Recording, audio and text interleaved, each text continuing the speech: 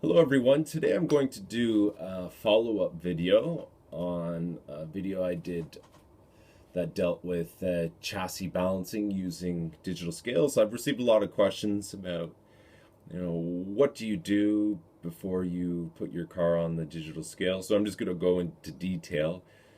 Um, let's just go right into it. First, I look at the shocks. The shocks are on all four corners, and on all four corners you need to make sure that the load is spread out equally.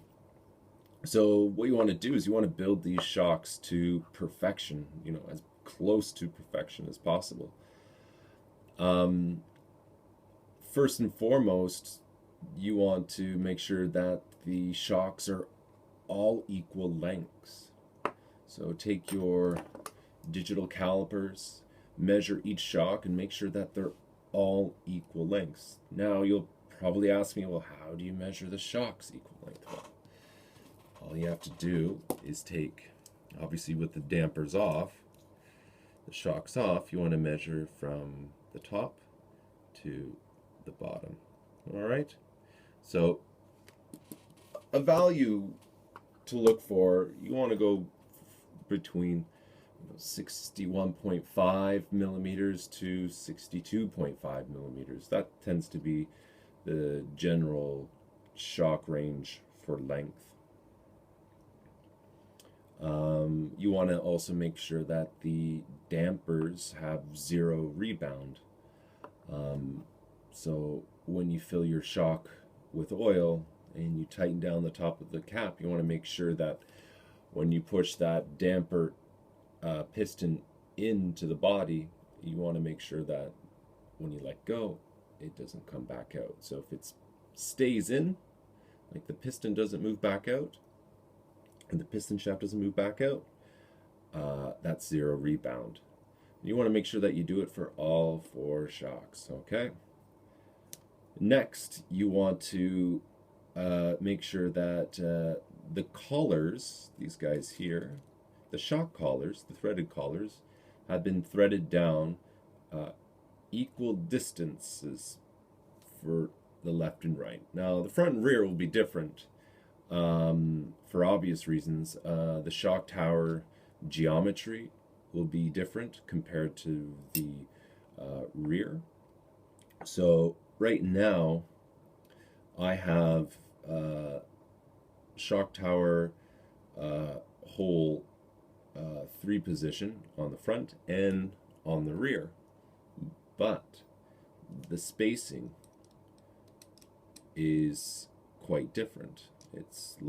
The gap here is a lot larger than the rear, and this is just because the geometry of the tower is different because of the constraints that go on in the front suspension, because you have the steering mechanisms and everything else.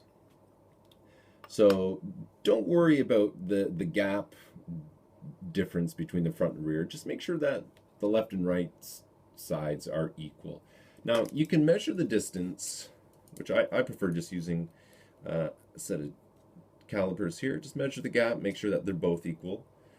Or you can go ahead and, I don't know if you can see this, but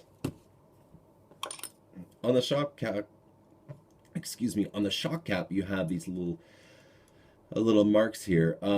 What I've done is I've basically etched into the shock cap with a hobby knife to indicate that once this collar is threaded all the way back up to the top, it should stop at this position here. And so I'm just using this as a reference point. So when I screw down the collar one rotation, all I have to do is just match up this etch mark with this etch mark, and that would be one rotation. And then I'll do a second rotation, a third rotation, a fourth rotation.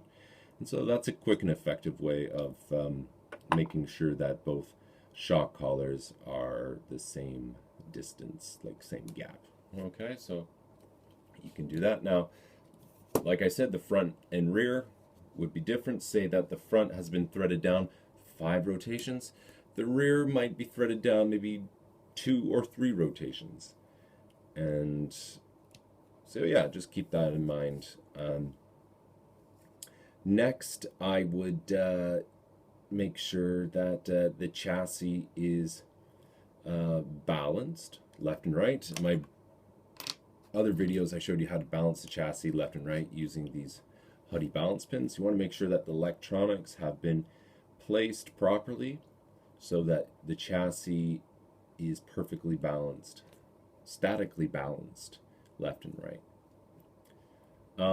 Make sure that the suspension arms are bind free. There's no binding whatsoever throughout the whole movement of the arm. You want to make sure that they fall back down. Also make sure that the sway bar is balanced left and right. And in one of my other videos, I showed you how to measure any differences, or checking for any differences between the sway bars for front and rear. That's a good thing to check. Next, I would look at making sure that the chassis isn't tweaked. What I mean by that is, if you've taken this car out for a few runs on the track and you've hit a few track boards, or if you've had a collision with the car, what will happen is the chassis will kind of like twist.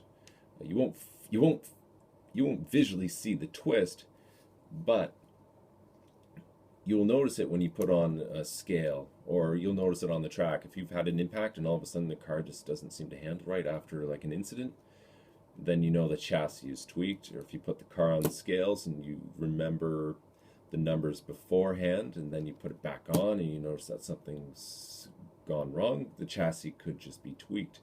And all you need to do is simply take the wheels off if you choose to do so.